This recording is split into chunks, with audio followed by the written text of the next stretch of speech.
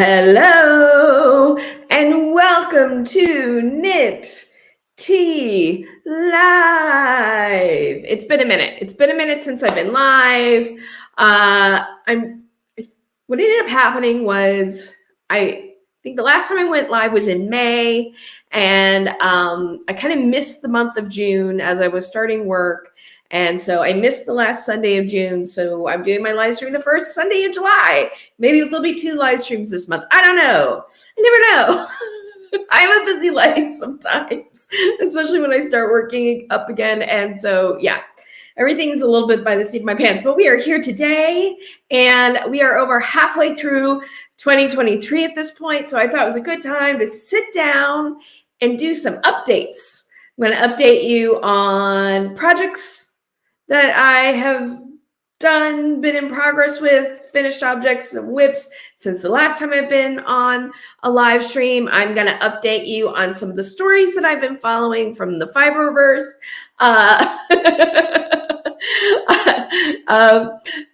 Sorry, I'm just laughing. Welcome, Amanda. I'm so glad you're here. Give me that hot. But the hot goss, that is the thing. I'm going to be updating on some of the hot gossip that I have been following. One of them is steamier than I expected, by the way, based on some stuff today. Like, may or may not be anything. I don't know yet. We'll find out. I'm referring, because I'm speaking in code right now, I'm referring to those 2 guys, aka knitting.com, aka the Tech Bros, aka Ecom Crew, aka so many nicknames for them. But they've released some new products, so I just thought I'd show them and snark on it. But I was going through the checking up on their websites and stuff, and there was an interesting development today, which may or may not mean anything. So I'm going to just tell you what I found out, but you're going to have to wait. That's right. This is called building anticipation. Anticipation. So that is happening. So yeah, thank you so much for joining me. Thank you, Amanda, for being here. As you enter the chat, please let me know you're here. Say hi. Let me know what you're working on, where you're from, what you're drinking. I have my usual Katigo mug of coffee, hashtag not sponsored. I just really love my coffee mug. And yeah, we're going to jump into things pretty quickly here. Breath. I had to take a breath because I realized oh my gosh, I got to talk and say everything. Before I jump into the first thing though, just quick reminder, YouTube-y things. So please make sure that you like this video. If you are joining me for the first time, click the subscribe button, click the notification bell so you don't miss my live streams or my posted videos or my shorts or any other of the things I do here on the UB of the Tubies. And then don't know where that came from. And then if you are watching on replay, welcome. Always a good time to sit down and watch the live stream if you can't make it live. Love that you're here on the replay. And for the replay people, down in the description box, as always, I will have timestamps to different parts of the video. So if there's a particular piece of hot goss, as Amanda says, you can get to that quickly, as well as other really useful information. I always have other useful information like yarns that I've been working on, the patterns that I feature, my affiliate links, the buy me a coffees, the things that I embarrassingly ask if you like to use to help support my channel at another level you can. If you click on one of my affiliate links to do some shopping, I might earn a small commission, and that really does help support my channel. So as always, if you leave me a super chat, if you leave me a super thanks, if you buy me a coffee, if you use an affiliate link, thank you so much. It is so greatly appreciated. Whew. Okay, we have gotten through the plugs, because you got to get through them. They're mandatory. Some of them really are mandatory. But anyway, so I'm going to admit something right now to you. I'm a wee bit tired, and I'm going to tell you why and have a little story time about last night. And it was a naughty night for me. See what I did there? See what I did? I'm just gonna mark down the time real quick for timestamps. So it was a Knotty Night. Let me explain what I mean. So I start a new project, which I'm going to show a little bit later, but I'm using this yarn. This is actually Patons Linen yarn, which is a 65% cotton, 35% cotton. Let me try that again. This is Patons Linen. It is a 65% cotton, 35% linen blend. I actually first heard about this from friend of the channel, Jillian Eve, and I was like, I gotta try this. And I was at Joann's, and of course, I had a coupon. So I bought 3 balls of this because there was actually a free pattern from Patons that was lovely on the ball band, and it called for 3 balls of yarn. And I'm like, I think I want to make that. So I bought 3 balls of this. This is the color Sage. It is a gorgeous color. Gorgeous in my opinion. I love this color. I love this color so much. Green is my favorite color. So I'm almost always like, even the shades of green that aren't my favorite, like lime green. Actually, I like lime green, but you just want a touch of lime green. Lime green is often my little, drop of poison in color selection. But this is just a really nice, beautiful, soft linen sage green. So it actually, this yarn comes in just like kind of a typical bullet form. I don't have like, this is like an almost used up ball, but just a typical bullet put up that you usually find at the store. And I had another tool, which I happen to have at my desk. This is a new tool to me that I'm just learning how to use. This is the Cat Trinkles ball winding stick. This is a stick that you can make a center pole ball with, that I got because I got some sock rulers, and this was just $10 more. And I was like, I kind of want it. So I was kind of testing this out with this. So I was using this to hand wind this. And near the end of that, I wasn't quite finished. And I was like, this works fine. But, or actually I should say this works well. I'm very happy with this. I'm very pleased that I got this. And the thing that I really like about this, by the way, is that it fits in my notions bag. Unlike my other Nosta pin, because this is basically a Nosta pin, it's just flat. It fits in my notions bag. So I'm really liking that aspect of it. I think I'm gonna have more thoughts about this later. This is just a quick first impression of using this just a tiny bit, but I'm liking it so far. Anyway, I digress. I was like, you know what? I got my new ball winder. Maybe you saw my YouTube shorts about it. I got my new ball winder. Let me work that out a little bit. And I'll take the ball that I've made on the stick, take that off, and I'll go wind it with my ball winder. And that's when things got naughty.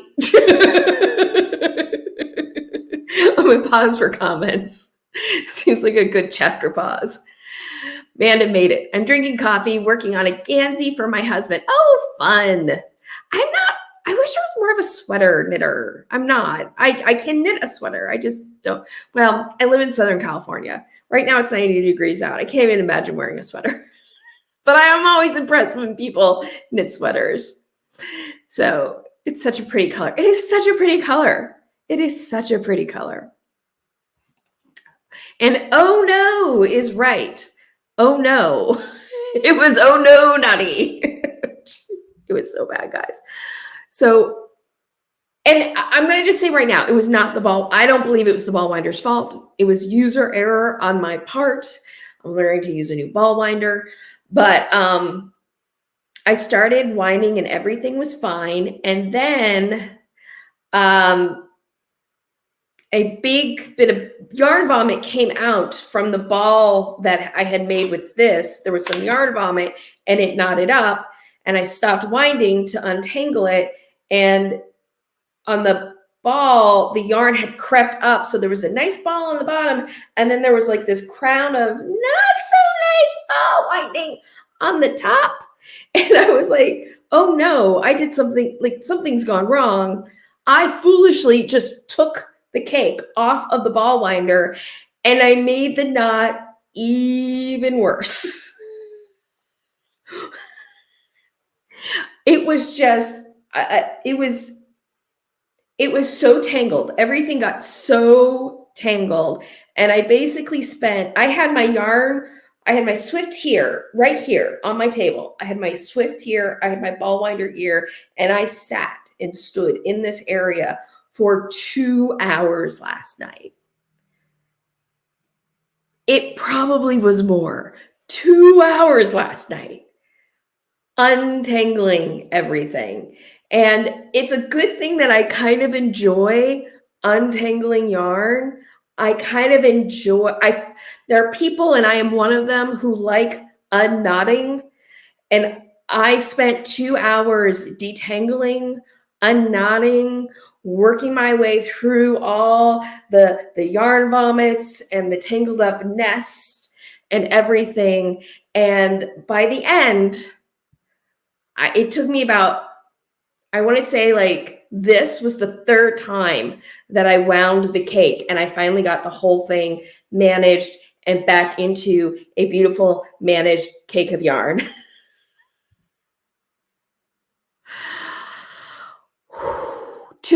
It's not how I plan to spend my evening. Let me put it that way. I did not plan to walk out of my craft room at 12:30 at night and, but victory was mine. I got the cake in the end.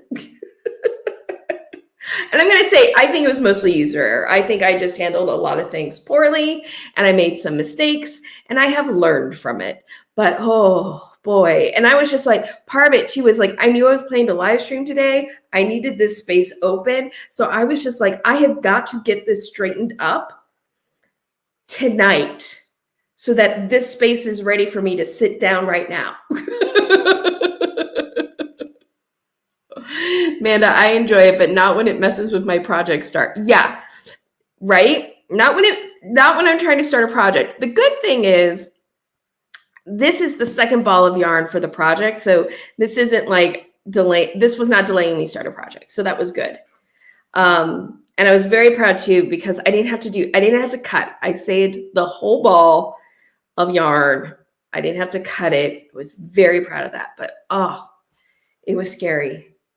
It was definitely scary for a time there, because there was one point I was just sitting there going, I'm going to be sitting here for the rest of my life on trying to untangle this yarn. And at what point do I just give up and cut? And I stayed the course.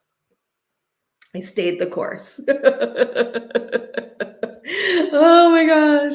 And the thing is, it's like, I love a ball winder. I love ball winders. It's one of my favorite tools that I have. I got a new ball winder because it was time for an upgrade.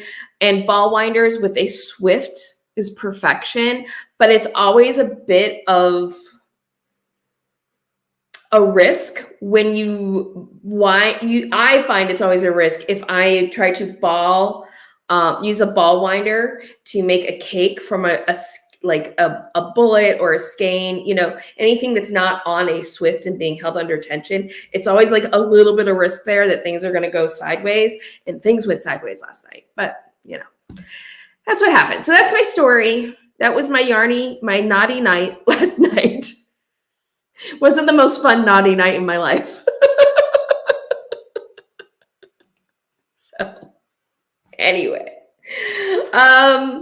So anyway, that's my little update, my little story time. So from there, how about we just go ahead and jump into the first bit of gossip to talk about. And that is the case against Sherry Tenney. This isn't going to be, I'm just going to warn you right now, this isn't going to be much of an update. It's not. But it's been a hot topic for me this year, and I always promise I'm going to give updates on what's going on with it. So a month ago, I forget the exact date, but the first week of June, there was a preliminary hearing in the case against Sherry Tenney. If you do not know what this story is about, Sherry Tenney is a shepherdess in Pennsylvania. She owns a farm, she has sheep, and she has been selling raw wool for quite a few years now. And she has sold raw wool. And if you don't know what raw wool is, it's basically unprocessed wool. So sheep, they get sheared, and then maybe the person on the farm, before they sell that fleece, do what's called skirting, which I'm learning about all of this following the Sherry Tenney story. But mostly it is unwashed, unprocessed wool. That's raw wool. So she's been selling raw wool fleeces for quite a few years. She has an Etsy store. She has a website, but I don't know if she's actually selling anything through that website right now. And she's been active on several Facebook groups. Well, if you want the full lowdown of what I know, I will recommend, and I will make sure I link the live stream after this is over. Sherry live stream. Just note to myself. But she had developed a reputation the last couple of years of allegedly not being the most above board of sellers. There were many complaints of unfulfilled orders, of not refunding customers when an order was not fulfilled, kind of leading customers along until a dispute window was closed through their credit card company or through PayPal, whatever their payment source was. These were complaints. These are all allegations. These are not necessary. These have not been proven in court of law, but these are allegations. There was also allegations of her sending fleece that were infested with moths, which is of sending fleeces that were short, meaning like she had sold somebody a pound of fleece, but but it wasn't 16 ounces. It was less than that. So lots of different complaints, lots of really interesting behavior that's been recorded. And again, if you want to know more about all that, I have the live stream where I covered the whole story. Anyway, the state of Pennsylvania has civilly sued Sherry Tenney for fraud, basically. I'm trying to remember the exact phrase, but I'm blanking at the moment. But basically for fraud, the state AG. In response to the state AG's filing, Sherry Tenney's lawyer filed objections to get the suit dismissed. Basically, there were several different objections, but the main objection was basically like the state of Pennsylvania didn't have jurisdiction. I'm summarizing here, grossly summarizing here, that the state of Pennsylvania didn't have jurisdiction, that this belonged in federal court. And yeah, that was their main objection. There were some other objections, but it didn't seem like those other objections were ones that were going to get the case dismissed with prejudice. And there was a hearing about these objections at the beginning of June. I do not know the result. As far as I know, there still has not been an official ruling on that hearing. The people over at Demon Trolls on Ravelry, they are also on De-Ravel Trolls on Reddit, have been following the case. They were able somebody was able to get the court documents, the public court documents to them that included kind of the AG's response to the Sherry Tenney's objections and some other things, but in that was not a ruling on Sherry Tenney. So that's kind of the update. The update is the hearing has happened. As of right now, don't know what the ruling is by the judge. Don't know if the case is going to move forward. Don't know if the case is going to be dismissed. Don't know yet. Still waiting to find out. And yeah, that's really the update. There's not much of an update to it, but that is what I know at this point. The reason I suspect that there's either no ruling I suspect there's no ruling. The reason I suspect there's no ruling is because one, Sherry Tenney, it does not appear on any of her various Facebooks has declared victory. And I feel like my opinion, speculation on my part, I feel like she is the type of person who, if she had gotten the case dismissed and the state's case against her was over, that she'd be like, I won. That would be my guess. Again, speculation, but I don't know. But I don't think there's a ruling either because there's been no noise about it.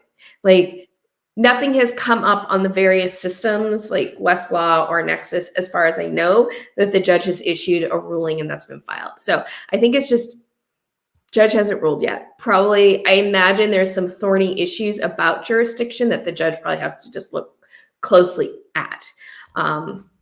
Because, you know, you got one side saying, hey, we can bring this case. You got the other side saying, this ain't your court. If the federal government wants to bring this case, that's up to them, but you don't get the right to do it. So that's where we're at. We're waiting to hear. So that's the update with Sherry Tenney. And I forgot to write the time code that I started this exactly. Let me just write that. Okay. Oops. So next update. This is going to be, wait, let me check my, yeah. Next update I'm going to do is about XRX Stitches, and it is a mess. Yes, it is. So this is, my last live stream that I did was actually about XRX and the future of yarn festivals. And by the way, if anybody has any comments, any reactions or anything, please let me know in the comments. I love talking about all this with you guys and know what your thoughts and opinions on everything is. So feel free to jump in whenever you'd like. And also, if you're just joining the chat, because I've seen some people have joined since I first started, welcome. So glad you're here. As always, let me know in the chat where you're coming from, what you're working on. And yeah, looking forward to talking with you today. So XRX Stitches, like I said, my last live stream was actually dedicated to about like the future of yarn festivals. If you don't know, XRX is the company that was behind the Stitches events, Stitches West, Stitches Midwest, all those yarn festivals. They, 2 months ago now, in May, announced that XRX was bankrupt. They were closing the business. All future festivals were closed, and they basically were like, our lawyer will be in touch. That was basically the message. And radio silence. And this has left a lot of small businesses, yarn businesses, instructors, really left in the lurch. There are people who were not paid, who had done classes, who hadn't been paid yet, and suddenly there's no XRX to pay them. There are hotels that have contracts that haven't been fulfilled. There are yarn shops that had already paid booth fees for future events in 2024, who suddenly, there's no event.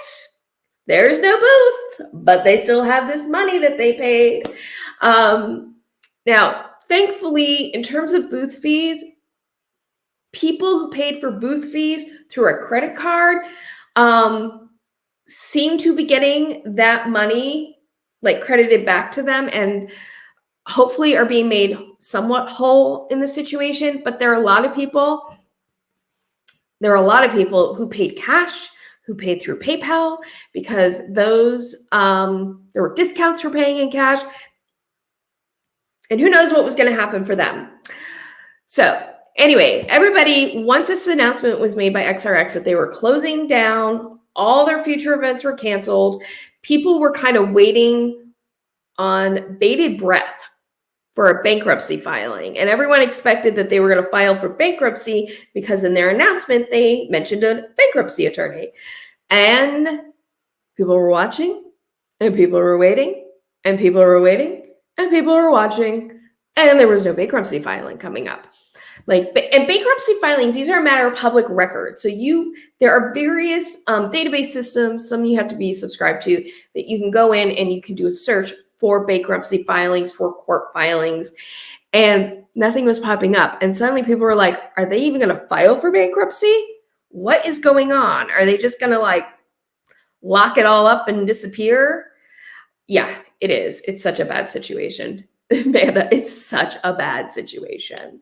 Well, there was finally some updates. A letter has been sent out from their bankruptcy attorney to various creditors. And I'm just going to bring it up here on the screen.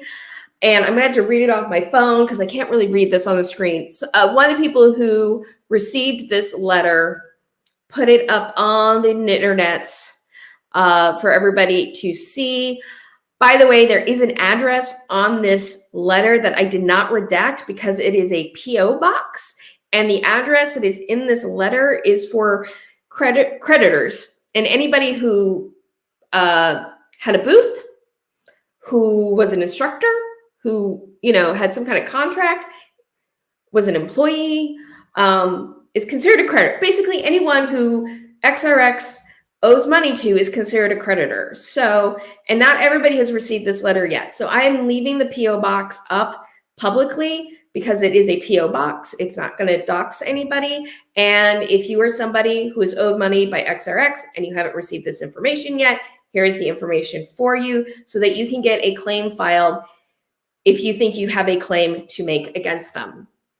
So I'm not going to read the whole thing because there's some legalese involved, but I'm going to read some of this. So notice to claimants, please take notice. XRX Inc.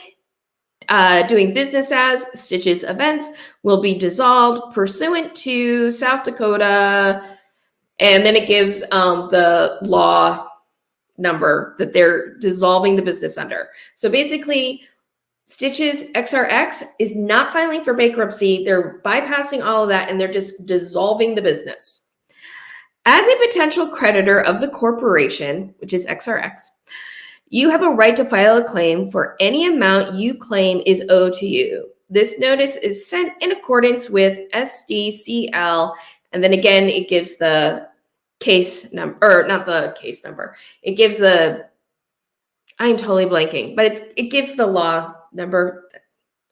I'm blanking on what it's called. I'm sorry, guys. Not a lawyer. 3, if you choose to file a claim for the amount due, you must include a statement of the amount claimed due and support the claim by any contract, invoice, billing, statement, or other written documentation which you believe supports the claim. So you have to show, yay, here's what I'm owed. Here's the documentation that supports that I'm owed it. 5, and this is really important, you have 120 days from the date of this letter to file your claim. That's really important. It's the date of the letter. It's not the date that you received the letter. Okay? The clock started ticking on the date of the letter, which is the 9th of June. So it's 120 days, basically 3 months from the date of June that you have to get a claim in to XRX Stitches. And it, you know, gives the above address to send your claim information to.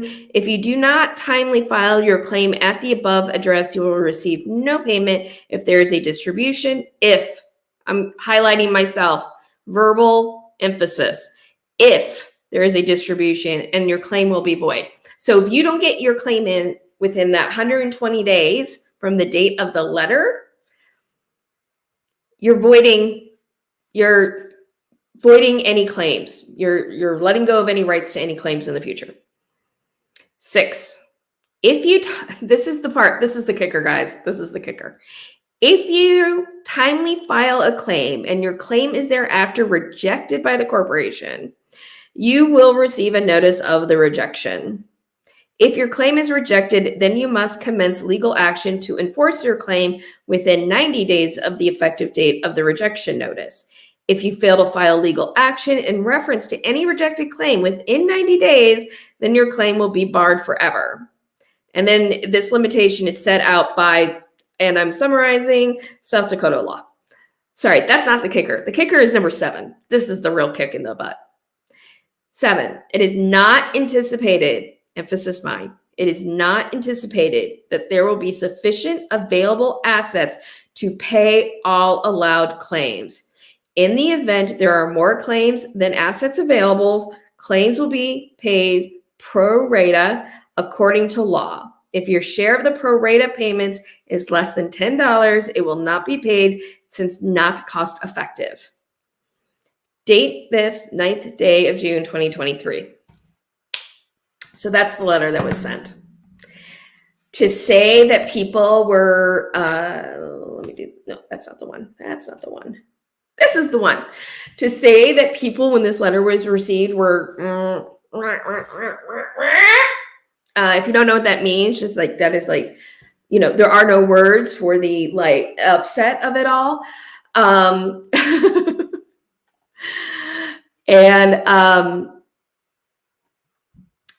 is to put it mildly, and this is what stinks about the whole thing, okay? So why would there not be enough assets? Well, obviously XRX Stitches has a lot of debt.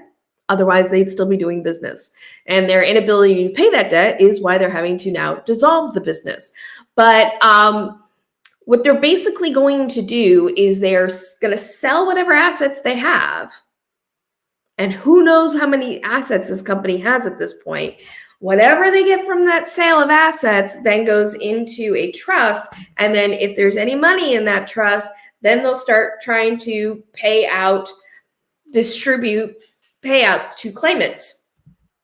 And what stinks about this is basically people, teachers, small businesses, attendees, because there are people who are attending this event who had booked hotel rooms and booked airline tickets, what have you, are being left holding the bag. And for people who are creditors, employees, people that contracts with them, etc., they can file a claim. That doesn't mean they're going to get anything out of it. Doesn't mean they're going to get anything out of it whatsoever. A lot of people are going to lose money. A lot of people are going to be left holding the bag. And we're already seeing that play out because this next bit is like so infuriating. So there is a Facebook group called Screwed by Stitches, and it is a public Facebook group, meaning you have to join it, but it's like it's open to people. It's not hidden or anything. And one of the instructors, Amy Snell, and another instructor, not on this Facebook group, Lily Chin, on her Instagram, talked about how they got this letter from the Sheraton, and I should back up and explain. So earlier this year, there was Stitches West, which took place in Sacramento. There were 2 hotels that instructors were staying at. One of them was the Sheraton and the other was a Hyatt. And instructors, obviously it's in their contract that XRX is going to pay for their lodging while they're at this event. But if they were, getting their lodging through XRX, they actually had to have roommates. But anyway, these hotels are being left holding the bag, and some instructors have gotten this letter. I'm going to just go right into the full thing, and I want to read it. So this is from Amy Snell. She's an instructor, and the letter reads, I hope this email finds you well. I am writing to provide you with an important update regarding your previous stay at the Sheraton Grand Sacramento Hotel.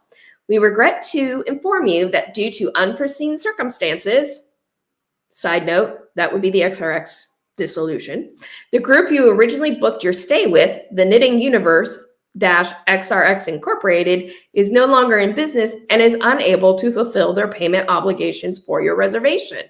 We understand that this news may come as a disappointment, and we sincerely apologize for any inconvenience this situation may cause. Unfortunately, in this instance, we have been left with no choice but to charge you, the instructor, charge you directly for your stay. We will collect payment from the credit card on file. Please let us know if you'd like to submit another form of payment instead. We sincerely apologize for any inconvenience this may cause and truly appreciate your understanding and cooperation in this matter. So yeah, instructors who had contracts with XRX where they should be, this isn't the one I want. There we go. XRX booked the room for them. They was under contract to pay for the room. XRX isn't paying for the room, so Sheraton is now going to go back and charge these instructors. And like I said, Amy Snell is not the only person that this has happened to. This also happened to Lily Chen. She has she has posted about it on her Instagram, and it's just awful. And the thing is, Yeah. Yeah. Right. Right, Amanda? This is absurd. That is absurd. It seems that way, right? However, as I have learned through all this may be like legal because apparently, you check into a hotel, you have to give your card to them to cover any incidentals, right? You have a drink at the bar, you have a meal in the restaurant, you charge it to your room and it goes on the credit card. Well, the instructors checking in needed to give a card over for incidentals because XRX was paying for the room, but they weren't going to cover incidentals. So the thing is, apparently, hotels, part of the agreement in the fine print, the very, very, very, very, very, very fine print, is that if you are booking a room, like with the Stitches situation, and the business that booked the room doesn't fulfill their obligation, they can go ahead and charge you because you agreed to basically be backup payment. That's my summary. That is not legalese. And obviously, Amy, she did, in fact, dispute the charge. The credit card company came back and said, you're SOL. I'm summarizing. Well, first, Amy reached out to the hotel and asked for any documentation that said that she agreed to cover basically any unpaid obligation on the part of XRX. And she did get a response back. And they're like, look, we talked. Actually, I don't need to summarize this. I actually have. Do I? I thought I did. Maybe I don't. I thought I had a screenshot of that letter, but apparently I don't. Okay. So basically, XRX came back and said, no, the Stitches isn't paying for it. And so we have to hold the attendees responsible for these charges. Now, Amy came back and said that her credit card denied her dispute. Lily Chin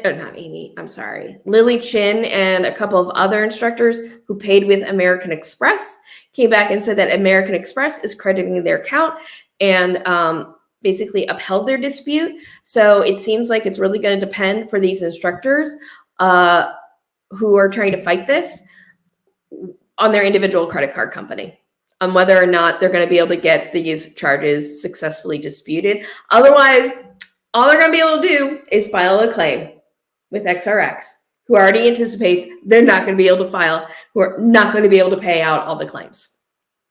But it is absurd. It is absolutely absurd. It's infuriating, in fact, because, like, look, the hotels are being cheated by XRX in this whole situation, right? And I know we think of hotels like Sheraton as being these, like, big corporations, but a lot of times hotels are actually owned by small businesses that are franchises of these bigger chains. And so, they're like going, well, we need to be paid. These rooms were slept in. They haven't been paid for. But on the other hand, that means that instructors are being like victims of XRX, like the instructors are possibly going to be forced to make good for XRX. Mind blown. It's infuriating. And it seems like it's awful. And it's one of those things that might be lawful, but it's awful. And it's an absolute mess. And so, yeah.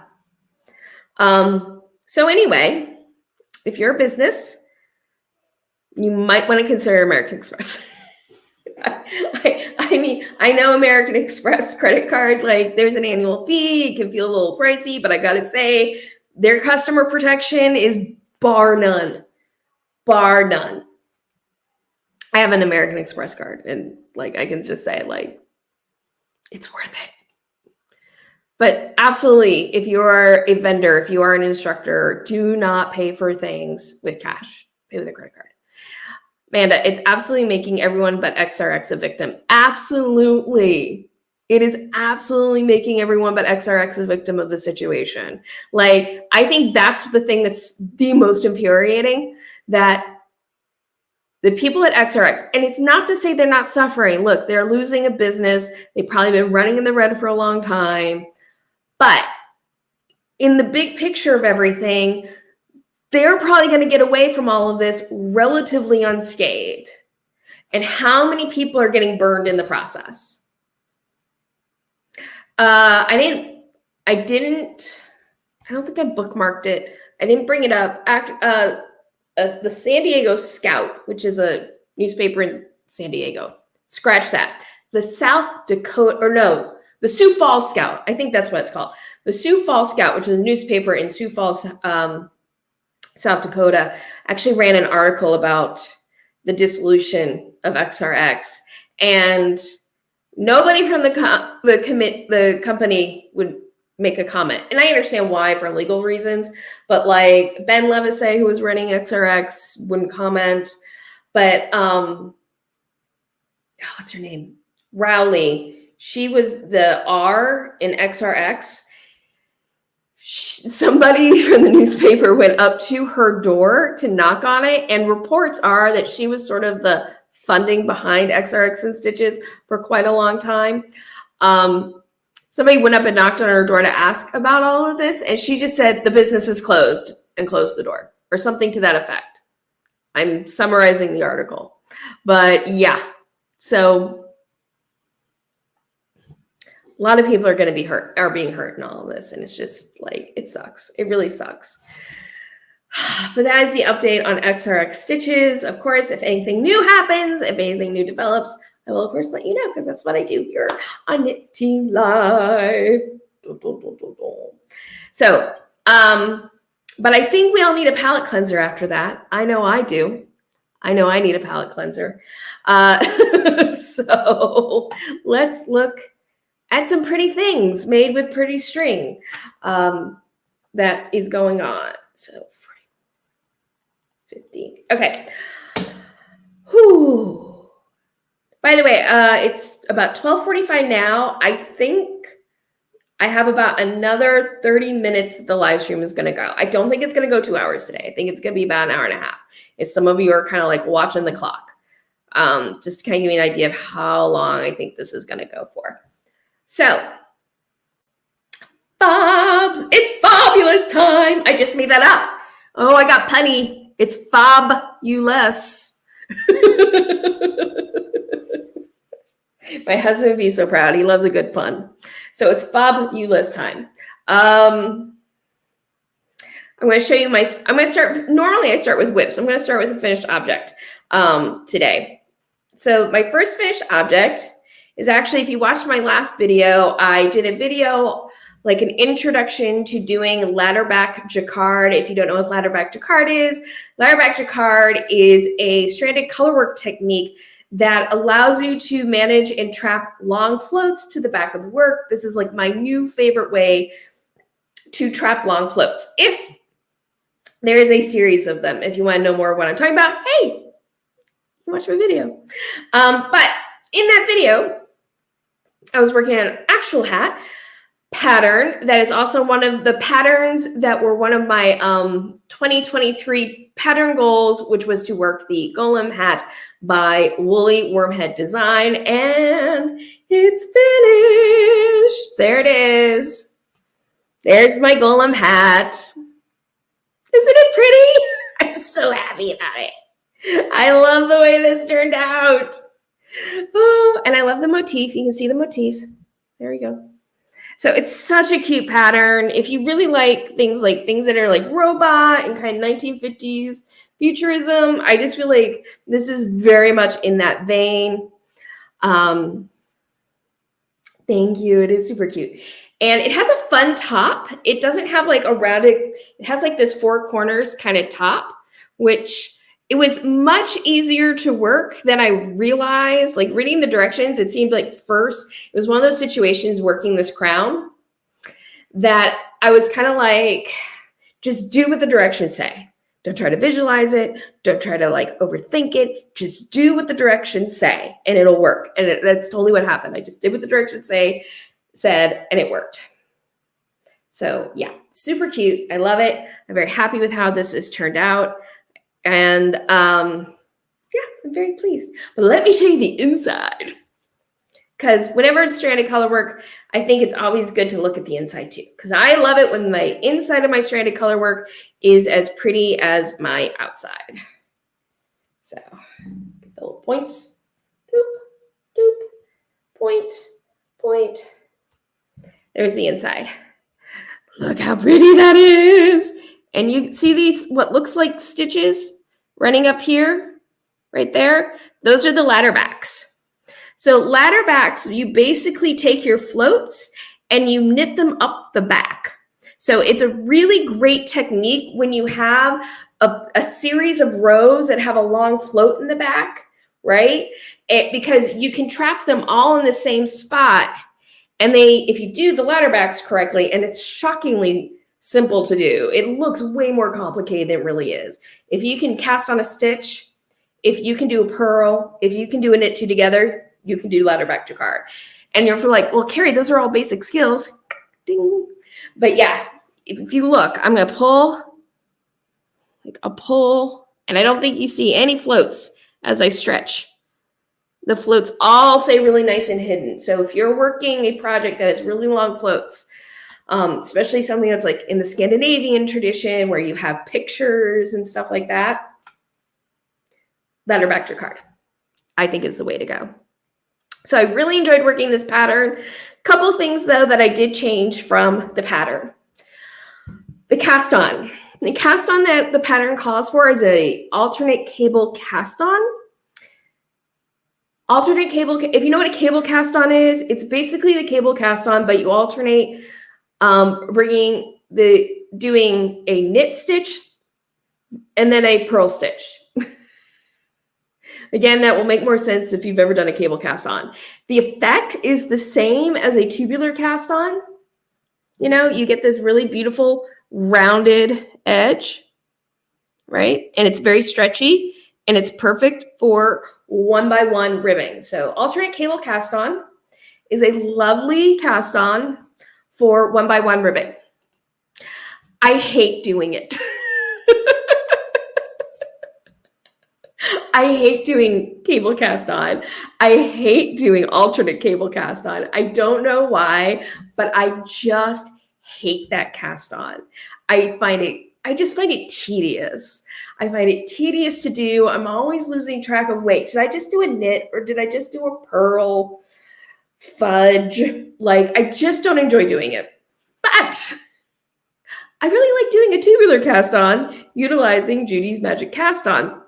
I have a video about how I do that, by the way. I will link it after the video, after the live stream is over. So that's what I did. I did just my usual tubular cast on to get the exact same effect. And I was very happy and it's gorgeous and I love it. Other thing I changed is, and this was actually based on a mistake, but I liked the result of the mistake, so I just went with it. The pattern actually calls for using the contrasting color in the 1x1 ribbing for the brim, and then switching to the background color when you get to the stripes. But I just liked the look of the background color in the ribbing better. I just thought it was a little more sophisticated than using the contrasting color. That's a personal preference, just a personal preference, and I just liked it better.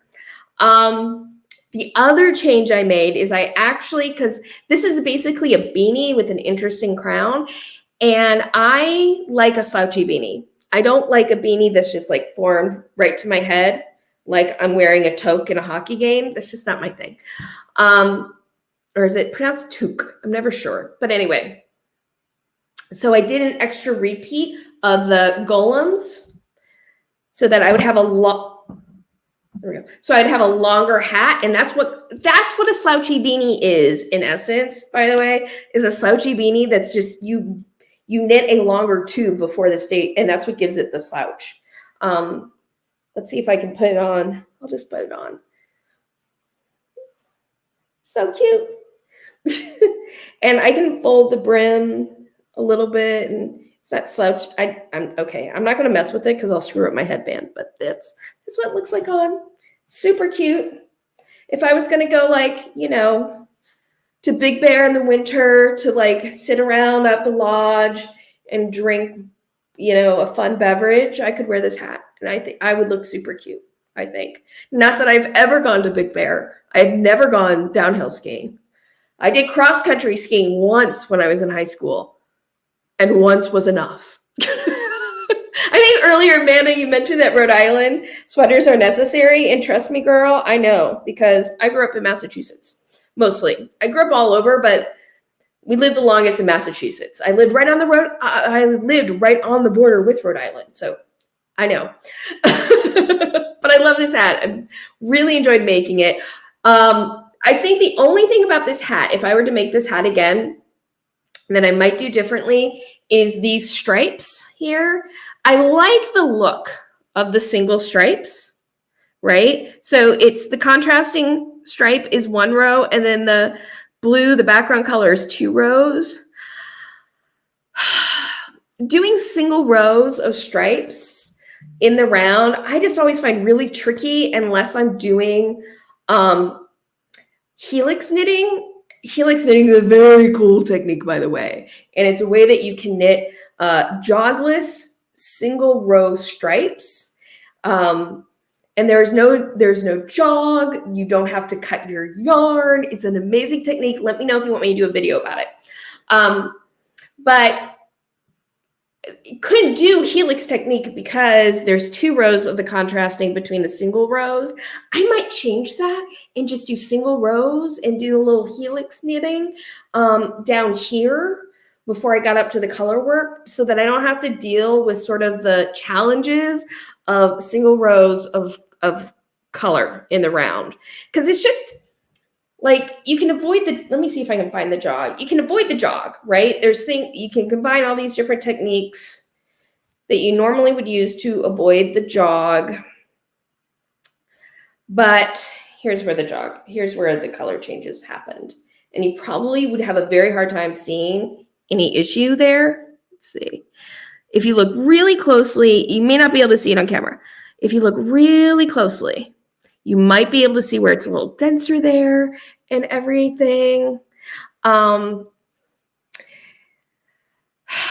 don't know if I'm being clear about this, but where those color changes happen, there's a squidge of a jog that you can see, just a squidge. You'd have to look really closely to see it, but I know it. I know it's there, and that's what bothers me. Now, you might be going, but Carrie, what do you mean the color changes? You can just carry the yarn up the middle. So I'm going to tell you something right now. When I knit stripes, sometimes I successfully carry yarn up the inside of the hat when I knit like 2-row stripes or a single row stripe. But generally, I find that I don't get great results from it. Generally, I find that it just gets tight in that spot, and the tension doesn't work right. And I generally find that I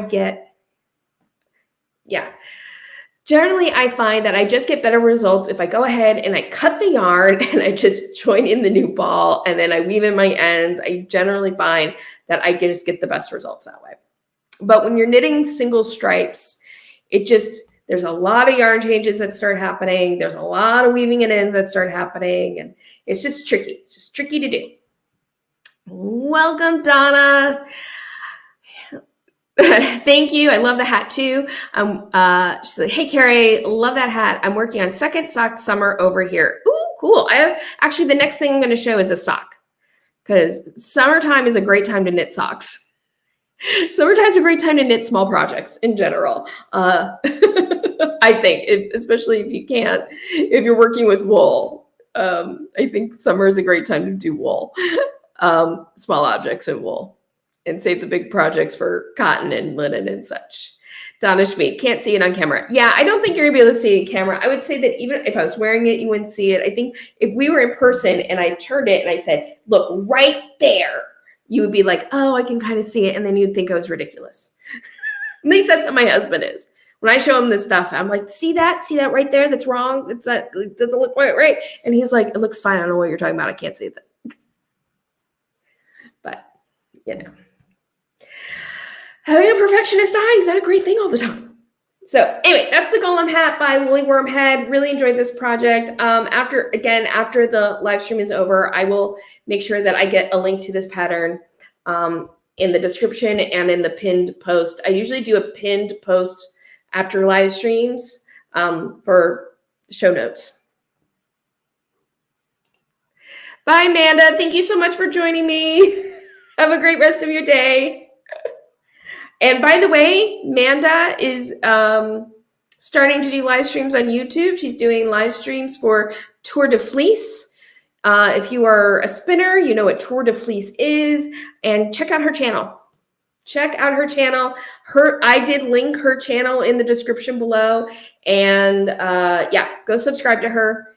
She's great to watch. Okay, so next whip. This, if you were at my last live stream in May, then you know this. This is a sock that I started knitting. Really, I should be done with it. I should be done with this sock, and I should be done with the second sock. I should be done with the whole project, but I'm not. And the reason I'm not is because I got to the toe, and I was just like, I don't know what I want to do with the toe. And I started the hat. I was really into working the hat. So I was just like, let me put this aside. I'll come back to it. I want to focus on the hat. And I was debating what to do with the toe. So this sock is it's a vanilla sock, basically, but it's not quite so vanilla because I can never do vanilla socks. I always got to throw something in. I put a line of traveling stitches across the leg, and then it turns and it travels in the opposite direction across the foot. It's just a slip stitch pattern. So I would slip the stitch on the one row, and in the next row, I would cross the stitch to travel it. And I really like the little detail. The yarn is Patons Kroy Sock yarn, which this is the first time I've worked with this sock yarn, and I have to say, it's lovely. It's not like the softest sock yarn in the world, but it's really lovely to work with. You can feel that this is a sock that's going to like stand the test of time. And yeah, I would have no reservation telling someone, yeah, try Kroy Sock yarn. The heel is a short row heel that I did. I love it. I love short row heels when doing this is a self-striping yarn, by the way. And I love utilizing a short row heel for a self-striping yarn. In this case, this is the Sweet Tomato heel. And I am going to do a video tutorial on the Sweet Tomato heel sometime this year.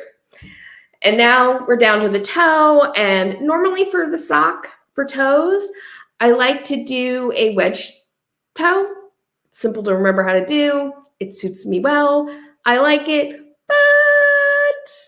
I was kind of feeling like I wanted to try something new. So I'm decided to do a rounded toe. So that's what I'm in the middle of working, is a rounded toe. And that's my progress on my not so vanilla sock. So I've enjoyed it. I always like having a sock. I think I just need to I just need to finish the toe.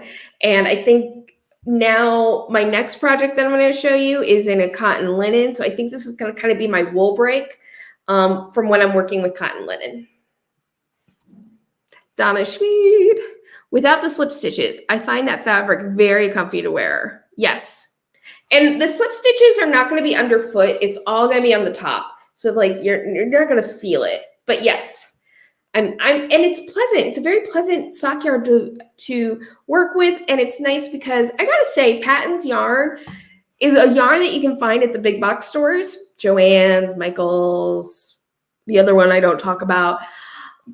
But they have natural fibers and they work up really nicely, and they're at a more affordable price point. So if you want natural fibers, Patons is one worth looking at. They have a wool, like their Patons Classic is 100% wool yarn. It's not fancy. It's totally a workhorse wool, but it's comfortable and it's one that you can totally work with.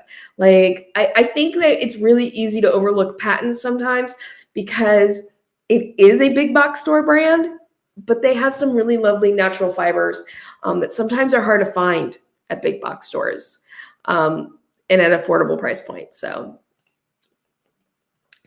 Jen Bean makes playing catch up, but I am just about here for your live, watching while knitting on a wool and mohair sweater in a heat wave. Oh, stay cool, my friend. Stay cool. But But I am also knitting during a heat wave. But my main project right now is a cotton linen project, so it's not so bad. This is my final project I'm going to show you today.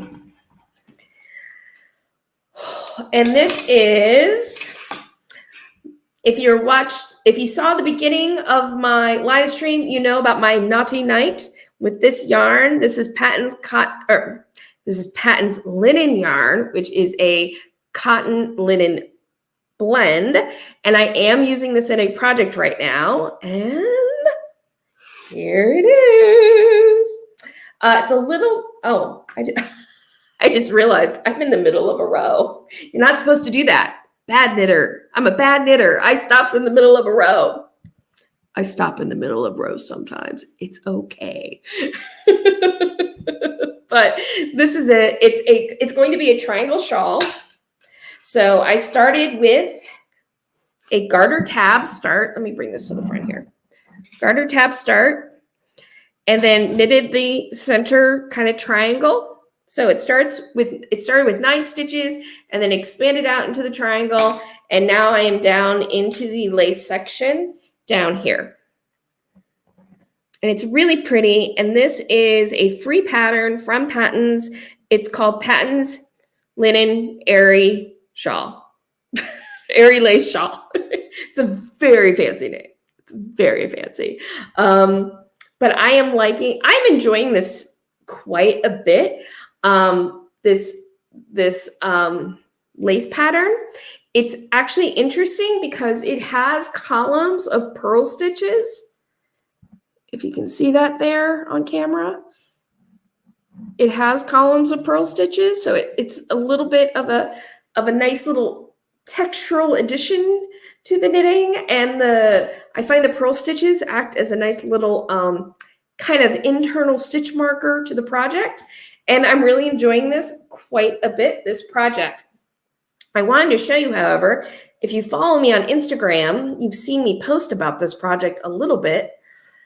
I just got to get to Google Chrome. And if you follow me on Instagram, you'll see this, you will have seen the start of this project. But here's my Instagram post. And what happened was when I started this pattern, I started the pattern with a size 6 needle, and that is the swatch that you see below. The bottom swatch in the picture is the start of this pattern. It's 16 rows into the project, and I started working on it on size 6 Addy square lace tip needles. And I really liked it, but I was like, this is a little tight. It's linen. Maybe I should go up a needle size, but I know cotton and linen blend. It might shrink up a little bit when it first washes, but then it's going to grow a lot with wear because that's what happens with cotton and linen because it has no crimp and it has no elasticity. And so I wasn't quite sure. So I had a second ball of yarn. I'm like, why don't I just take another ball of yarn? It was actually this one.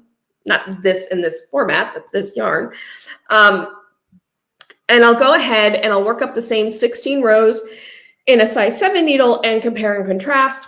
And I did. And I just thought it was a really interesting study in the difference one needle size can make. Because these both swatches, the top swatch is the size 7 US needle. And the bottom swatch is a US size 6. It's one needle size difference. And you can see already the size difference between the two swatches, just 16 rows in. And if I knitted both of these at the same time, that difference in size would kind of get exponentially larger, right? And I had my own opinion on which needle I should choose, but I did put it up on Twitter and here on Instagram, a couple places, asking people what needle they would choose and why. And a lot of people were like, I would choose the size 7 with the larger stitch. It'll have more drape. And I agreed with them in the sense of that would be more of the end result that I wanted, right? But knowing how cotton and linen behave, I was like, I'm pretty sure that to get that final result that you kind of see in the size 7, I would need the size 6. So I decided to continue on with the size 6. And I'm really glad I did because even as I've knitted this, I can already see how the stitches down here in the triangle area. Let me just, oops, wrong one. That one, nope. 3. There we go. The stitches down here, there we go. In the linen area, there we go. You can already see are loosening up. And that's just while I'm knitting and the weight of the project at work. So I'm really glad I chose to stick with the size 6 needle. And I'm really enjoying the project, and it's been a really fun time. So yeah, again, and it's a fun pattern, and it's pretty. And it's like sometimes patterns from the big yarn companies are a little beginner. You don't always find more advanced techniques in those patterns because they're geared towards more beginning knitters. But I find this is a nice intermediate project. It's a free pattern if you're into lace knitting. It's an enjoyable pattern. It really is. And the lace pattern is pretty easy to memorize. I still have to check myself against the knitting chart.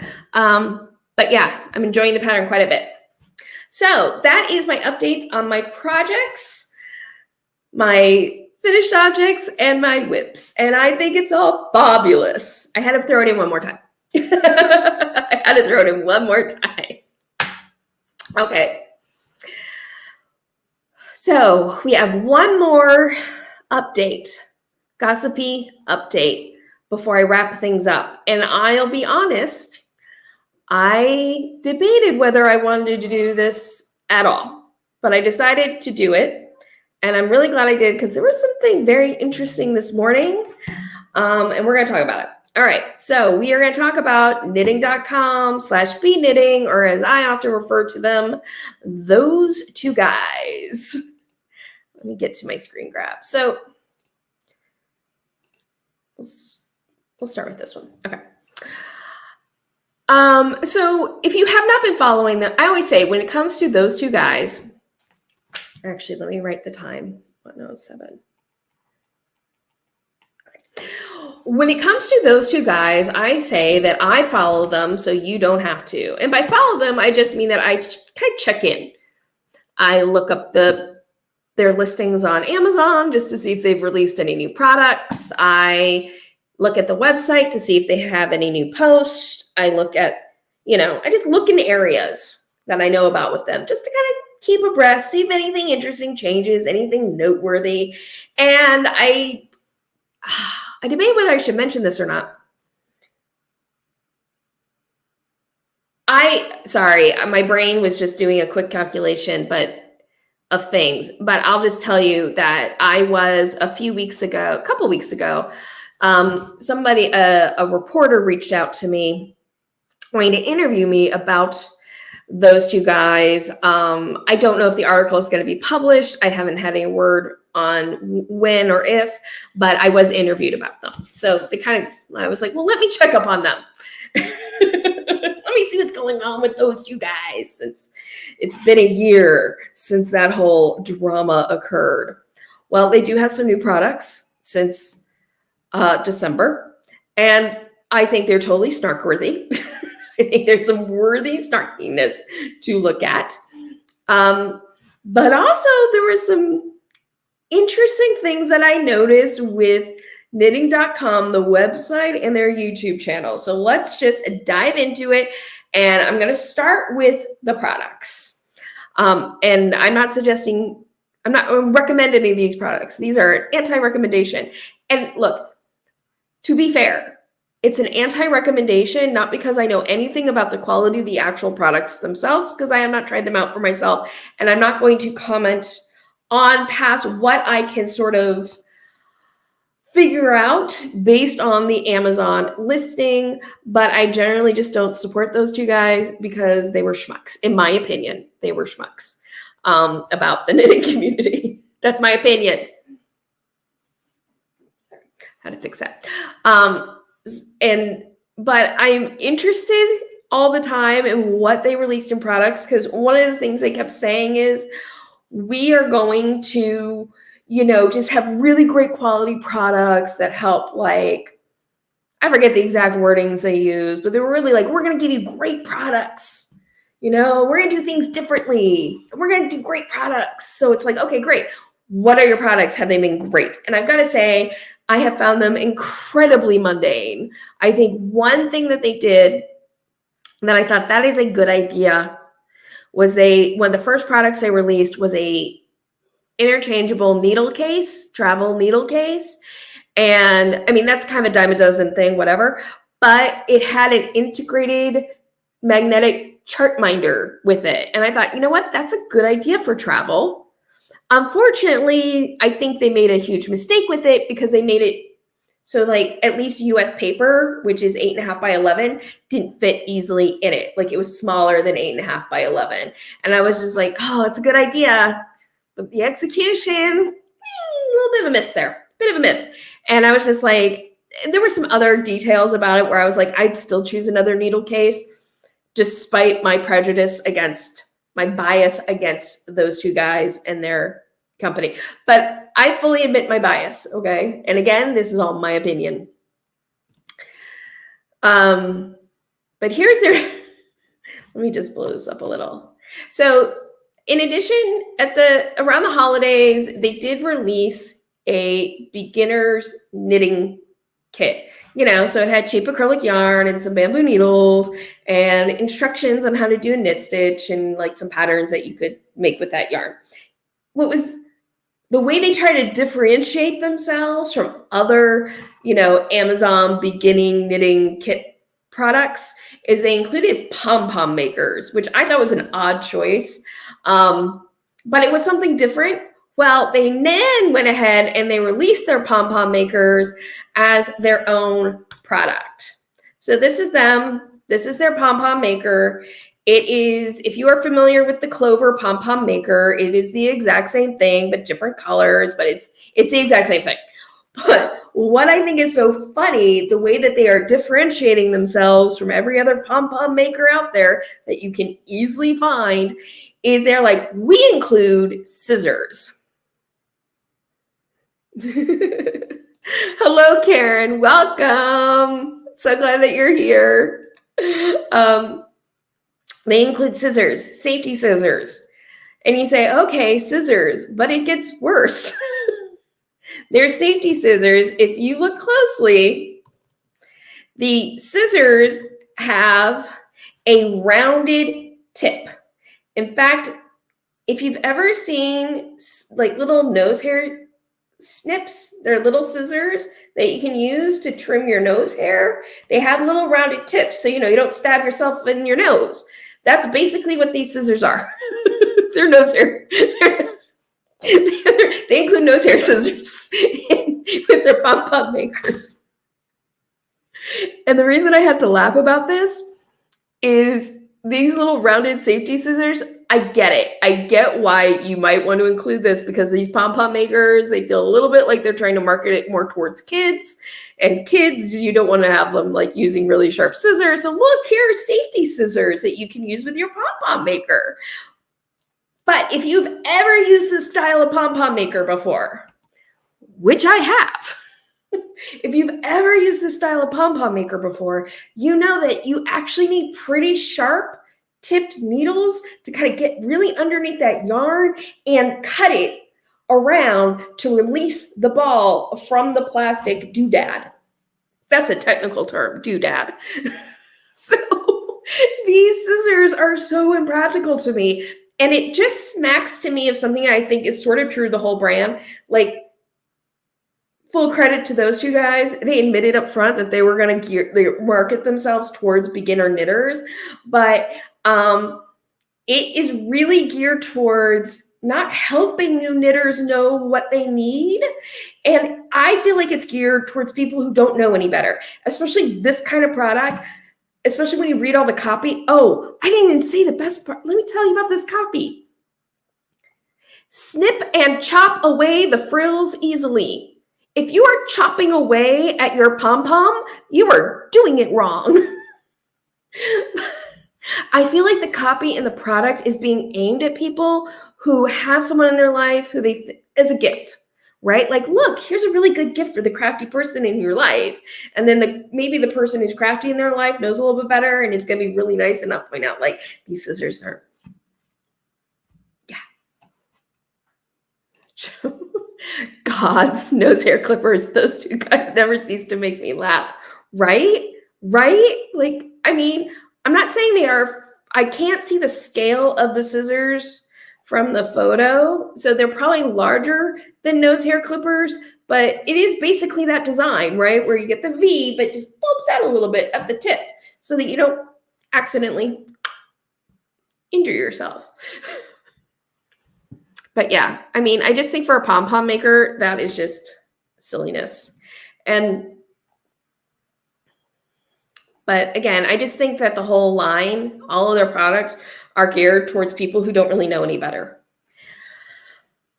Maybe not the whole line, but I feel like a lot of their line. That's my opinion. Next new product, and this is, I'm not going in order when they were released. This is I think the latest new product that they released. I'll just show it to you. Oh, no, I need this one. They have come out with their own set of blocking combs. Okay. Carrie, they don't know any better either, Carrie. I know. And I guess the thing about that, sorry, I'm now distracted. But it's fine. It's still on point with what we're talking about. No, there we go. I think the thing about it though is like, they made this whole thing when they were launching that like, no, we're bringing in people who know this community. We're hiring knowledgeable people from the knitting world. And they did hire one person who had worked at Knit Picks, and yet it doesn't seem to be helping them at all with these products. It doesn't. So it's like, like I said, it just doesn't seem to be helping them with these products. Hi, Carrie and all. It's Karen from Mastodon. Love your videos so much. The instructors, the tea. Working on my gradient Raina knit along shawl today and selecting yarn for the Psychedelica knit along. Fun. Oh, Karen, if you don't know, the Psychedelica knit along is a knit along from Loveish Design. It's her newest shawl. I'm very tempted to get the pattern. This just so happens, this shawl back here, this is her half hap fade shawl that I did at the end of last year. Love her designs. If you're interested in Loveish Designs, she's great. So let's go back to the newest product. They have that one. They have blocking combs. I have to say, of everything that's new, to me, this is sort of like the least snarky worthy. What I'll say about it is it feels very uninspired. And there's something too that I find so weird about their products is their color selection is so drab. Like their needle case is this like navy blue. They had a yarn drum that was navy blue. They have these blocking combs that are black. And maybe they're thinking, oh, black will feel maybe more professional and more serious, but then their Be Knitting logo across it just doesn't read that way to me. That's my personal opinion. But then you combine that with their packaging, which is all like pink and 1980s like graphic squiggles. And it's just, I don't know. It's just, I find their whole marketing, packaging, color choices a choice. But these blocking pins, I mean, there's 3 reviews on them from Vine, which if you don't know, Vine is sort of Amazon's program for people to get free product to try out to then review. So new product releases can get reviews a little faster. I'm sure these combs are fine, but I don't see anything about these combs that make them any different from any other blocking comb that you find out there. And like Knitter's Pride has blocking combs. They have rainbow combs. There's other Amazon stores, if you will, that have blocking combs. And what's nice about some of the other blocking combs, at least on if I were going to buy blocking combs on Amazon, which I'm not saying I would, but if I were going to, there are some sets that have different size combs. They have smaller combs, and I would choose a set over that than this where all the combs are the same size, because I might need a smaller comb to go around a corner or something. So this just to me is so uninspired. Just going to go back to that. It's just so uninspired to me. Did I do another image? No, that's the only one. Okay. So yeah, I will say the side of their box has washing instructions, has wash and block instructions, and they seem fine, except, well, I say that, but then I read the number 1 instruction, which is soak the finished project in warm water. These are the blocking instructions. Soak the finished project in warm water.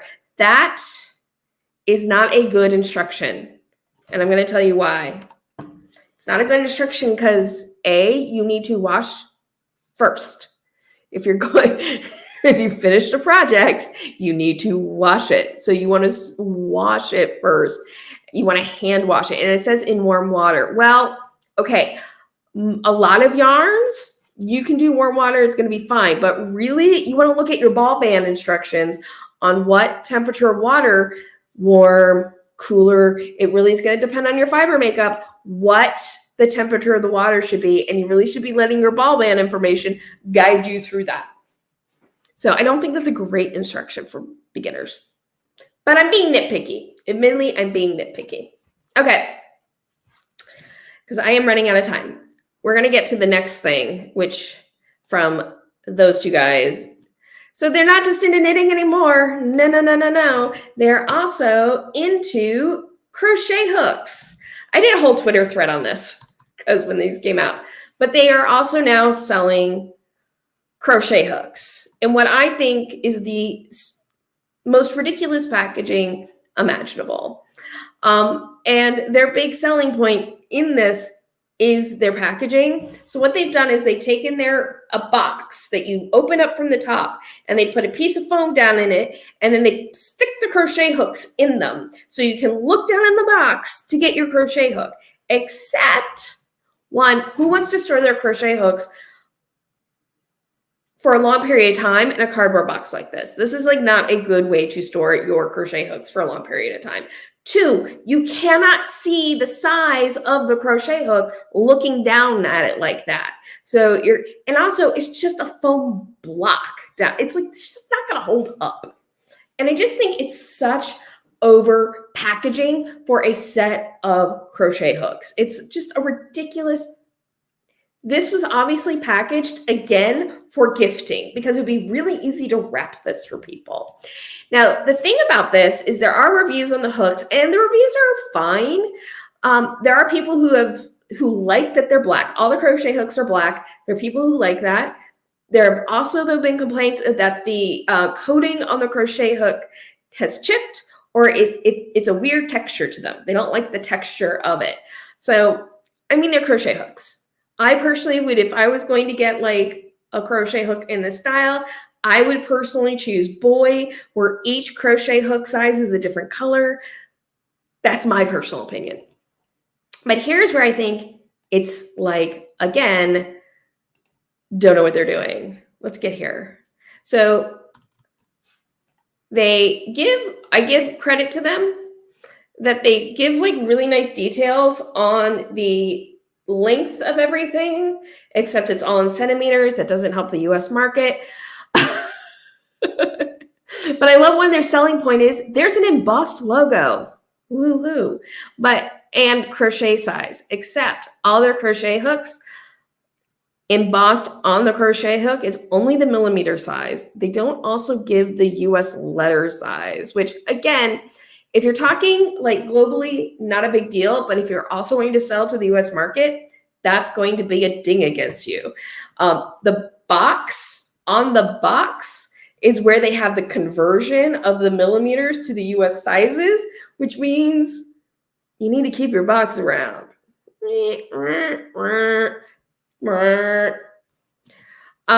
here's the thing that cracks me up about this copy. They did the thing, guys.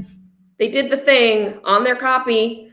Crochet needles perfectly glides when used. Who wrote that copy? It's not somebody who knows anything about knitting and crochet, because someone who knows about knitting and crochet would never call a crochet hook a crochet needle, because it's not a needle, it's a hook. Say it with me, everybody. Crochet needles aren't a thing. They are crochet hooks. Oh my gosh. And this was the thing. We're going to have great products. We're going to know the knitting community. We're going to do it so much better. In their original podcast, when they were launching knitting.com, they're like, we're going to do this so much better than the Chinese sellers on Amazon. And then what they do, they come up with crochet needles, perfectly glides when use. It is that's the thing, Eileen Miles. It is. The copy seems a little ESL, and that is what it is. This is English as a second language, and I don't want to make fun of or knock anybody for having English as a second language. Not at all. Not my intention. But if you are launching knitting.com to the US market, which is what they're doing with BeKnitting and all this stuff, and you're saying, part of the reason that Chinese sellers aren't doing well on Amazon with the knitting world and the crochet world is because their listings aren't good, and we're going to do it better, then knitting.com has to do it better. And this copy, that copy is not doing it better. It's just not. In fact, it's one of the common blunders, one of the really common blunders in advertising that we laugh about all the time is things like that, where they're calling crochet hooks needles. So anyway, here's the thing though. So I think some of their product releases are a little snark-worthy, and so I snarked on them. But here's the thing that was interesting I found, last night and today. So I was looking at knitting.com guys now have a Amazon storefront, so you can see all their products on one page, but they still have their sellers page where you can see how many stars as sellers they have, and they have contact information. And one of the things I found interesting is BeKnitting is trademarked in the US, and the trademark belongs to ECC Media LLC. ECC Media is Ecom Crew Media. That's who owns the trademark BeKnitting. Right? So it's Ecom Crew, basically. But when you look at their business address on Amazon, it comes up as something else. It comes up as OFR Brands, Inc. What is OFR Brands, Inc.? Well, something to understand about Ecom Crew. You have two guys, Mike Jackness and Dave Bryant. Mike Jackness is a U.S. citizen in Nevada. Then you have Dave Bryant, and he's a Canadian. I don't know exactly where. Probably Vancouver, because that's that address. Thank you, Donna, for joining me. Have a great rest of your day. And thank you. If you don't know, July 4th weekend is happening right now. So Dave Bryant and Mike Jackness, they have Ecom Crew together, but they have their own separate businesses as well. Knitting.com is actually the first business that they're building together. OFR Brands, Inc. is Dave Bryant's brand. OFR Brands, Inc. is off-roading. Yeah, off-roading. He has off-roading gear, offroading.com, and this wrench thing. That's whole Dave Bryant, Canadian dude's thing. So what's interesting to me is that they have their Amazon store, BeKnitting, under his Canadian brand, OFR Brands. They have their trademark under ECC Media LLC. Very strange. I just think that's very, very strange. What's also interesting was I went ahead and I looked up ECC Media on Nevada's business lookup, because their ECC Media is a registered business in the state of Nevada, and it's being shown as a default. What does that mean? So in Nevada, you register a business. There's a couple different things you can register under, but a business can be considered under default basically if either, depending on circumstances, they don't pay their business license for the year, or or they don't file their business, oh shoot, like their list of officers or their business report, their yearly report. If they don't file it in time, then the business can be considered under default. So I just find that interesting that ECC Media right now is listed as under default in the Nevada's business info. The other interesting thing that I started poking around, and again, all of this may mean nothing. It might all be nothing, but it's all just interesting. And they're little breadcrumbs that I feel like might be adding up to something, or they could just be breadcrumbs. I don't know. It could be breadcrumbs to nowhere. But the other interesting thing is I started looking at the knitting.com website last night, their YouTube, and their Instagram. Because the thing is, knitting.com launched an Instagram. They have 42 followers, and it has stayed steady at 42 followers since it launched like a couple months ago. No, I don't have any mutual follows.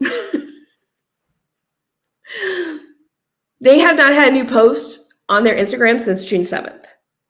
On their webpage, the knitting.com webpage, they haven't had any new blog posts since May, and they haven't had any new video tutorials since June.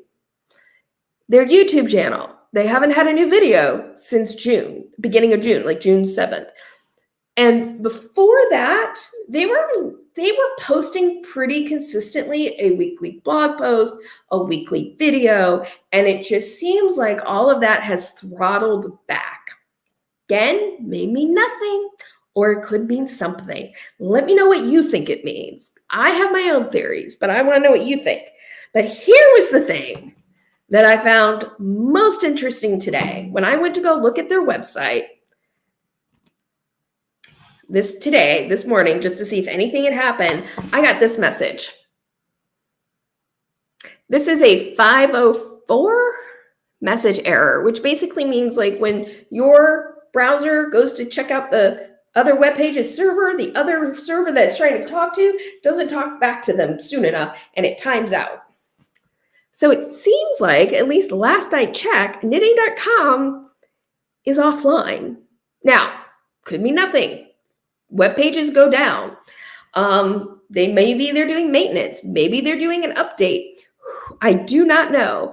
But every time I checked this morning, I had gotten some kind of message like this, that knitting.com just wasn't responding. Could mean something. Could be nothing. I don't know. I mean, it feels like to me, just based on the little whatever, and this is complete speculation on my part. This is speculation. But based on kind of the default status of ECC Media, that BeKnitting on Amazon is under Dave Bryant's brand, that the website knitting.com stopped working this morning. It's still not working. Their BeKnitting website is still up, but it seems like it's been stripped down. I feel like there is some sort of transition happening. I don't know what it is, but I feel like something's going on. Bears Crochet. Seems like a lot of little signs that things are not going so great for them. That's what I feel like. And again, it could mean something, could be nothing. This is total 100% pure speculation. But it feels like either things aren't going well for them, or there's some kind of restructuring happening internally with how they're doing things. I mean, they have been releasing new products. The combs, let's see, let me look. I can look it up faster on my phone, probably. I'm just going to see when the blocking combs came out. Because the thing was, at one point, the knitting kits, they said they weren't available, but they have more that have been made available. So I don't know if that was a restock. I don't know. So if they're restocking product, it's like, well, okay, they must be doing okay. But I don't know for sure. But like the combs were released on June 2nd, so a month ago. Feels like everything was a month ago. So that was their latest product that they released was the combs. and that was a month ago, but that seems about on par with how often they've released a new product. It's been about once a month, once every couple of months, they'll release something new. So that's not necessarily out of the ordinary.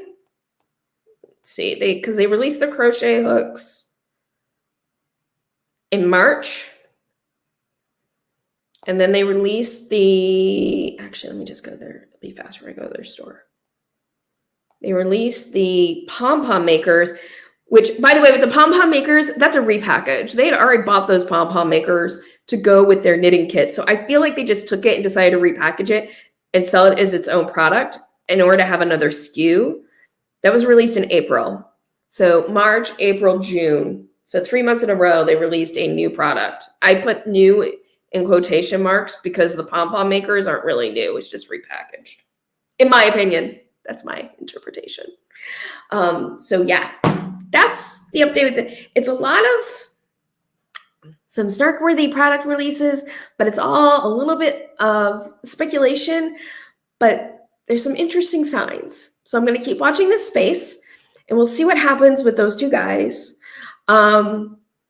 I mean, look, let's be honest. They always had wildly, in my opinion, wildly optimistic business projections. I mean, if you remember correctly, their goals were to, like, within a year, be selling like 1 million in product or something like that. I might have that wrong. It was a lot. I just remember at the time, when I did my live stream about it, where I was like, they're hoping to do in a year what a lot of businesses haven't managed to do in 5 years. So anyway, this is the other interesting thing. Now, this has been going on for a while, but Ecom Crew, they used to have like this whole, on their website, they had you could click on their brands and they would have a brand report and you could see what all their brands were. And they never put knitting.com as one of their brands or BeKnitting as one of their brands. I always felt like they were trying to hide the fact that they were the forces behind those brands because of all the pushback they got from the knitting community. I always felt like they've been trying to hide their involvement in knitting.com and BeKnitting. But I'm here to remind everybody. I'm here to remind you. But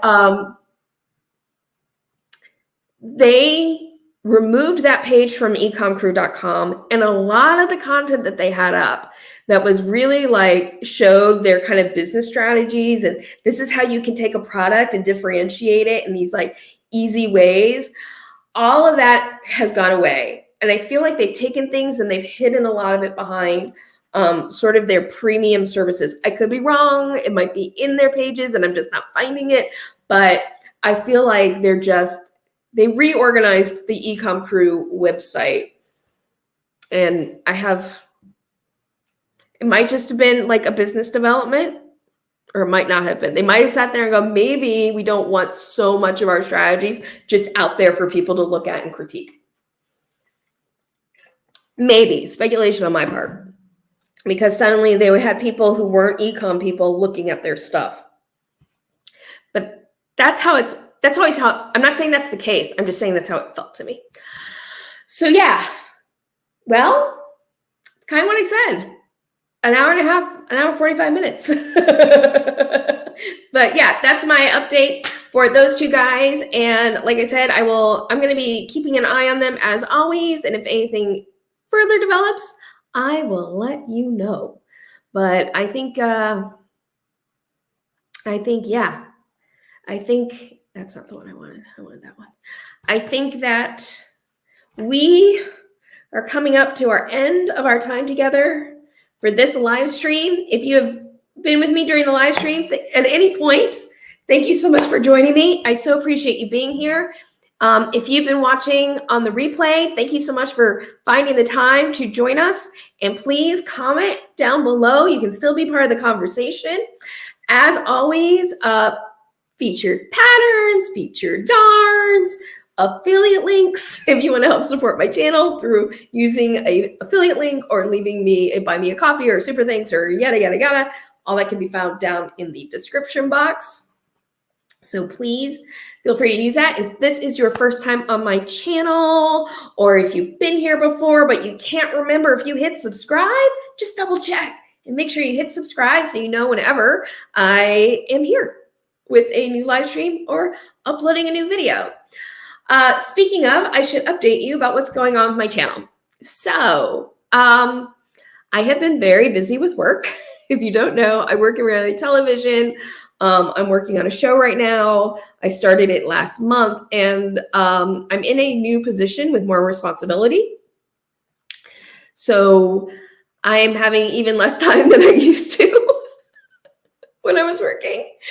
So I'm still keeping up with my channel as best I can. But yeah, it's definitely going to be a challenge these coming months. But I am determined to keep this channel going because I love my channel. I love sharing my passion with knitting for all of you. I love spending time with all of you during the live streams or just showing a video. So I am not quitting. I am not quitting. But I can say that I'm probably going to pretty much be uploading one new video a month, doing one live stream a month, and then probably have some just shorts in between. And you know, my YouTube shorts are just, a lot of times they're either little funny bits or they're me just kind of updating like an unboxing of something I got or a quick little review. So yeah, I will do things on YouTube shorts. You can always, of course, follow me on my other social media. I'm active on TikTok. Twitter, I'm still active, but that might be changing. I'm on Mastodon. I'm on Instagram. All the social medias that I am on, I am at Carrie Craft Geek.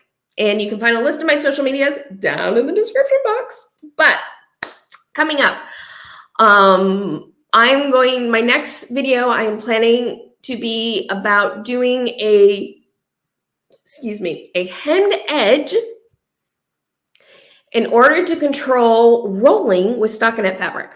This is actually something I went through with a project. I talked about it last month, or my last live stream, I talked about this. I did this stockinette project, and normally when I work stockinette, a lot of times I am able to block out curling. A lot of times I can block out curling, but on this project, the curl would not block out, and I needed to find another solution because I was not happy. And I landed on doing a afterthought hemmed edge. So I'm going to do a video about how to do that, and that video will also include how you can kind of do a forethought hemmed edge, and a hemmed edge is a great discreet way of controlling curl in stockinette. So I'm very excited for that video. Also, I have some reviews coming up. I have a new ball winder that I am testing out, and I will be doing a full review on that once I've really given it a full workout. And I also might be doing a video on workhorse wools, natural wool yarns that are more affordable because we know the times we are living in. So those are sort of my upcoming plans. But of course, as always, if you have any questions, if there's any videos you'd love to see from me, please let me know. I'm always looking for ideas. I always want to deliver kind of the content that you are looking for, you know? Let's see, Bear, let me catch up on comments. Maybe they got scared off us old ladies. Maybe. Maureen Holland. Hi, Carrie. Happy knitting to all. Have a great 4th of July. Thank you, Maureen. I hope you have a wonderful weekend as well. So that is it for me. Let me make sure that I did everything. Oh, one last shout out. I think it's still happening. In 15 minutes or so, Manda made it, who was in the chat at the beginning of the live stream. She is just starting to live stream here. And she has a channel. She's had videos on her channel, but she's starting to do live streams on YouTube as well. And she's doing, her plan, at least last I heard, was to do daily live streaming during Tour de Fleece. Tour de Fleece is an event that spinners do where they spin as much as they can during the Tour de France. So she is participating in Tour de Fleece. Her plan is to live stream each day of Tour de Fleece. And last I heard, she's doing a live stream at 2, or did it already end? I just realized it already ended. I'm just so off. But anyway, But she had a live stream yesterday. So it's only about 18, 20 minutes. Please check her out and support her channel. She's really wonderful and a fun follow. So I wanted to give a big shout out to Amanda Made It. I have a link to her day 1 Tour de Fleece down in the description box if you want to check that out. And subscribe to her channel so that you can catch all of her live streams during that event. Okay, I got everything. That means it is definitely time for me to say goodbye. Thank you so much for joining me today. I hope that you have a wonderful rest of your weekend. If you are here in the United States and celebrating Independence Day, I hope that you have a nice, safe holiday weekend. And as always, happy health and happy making. Bye.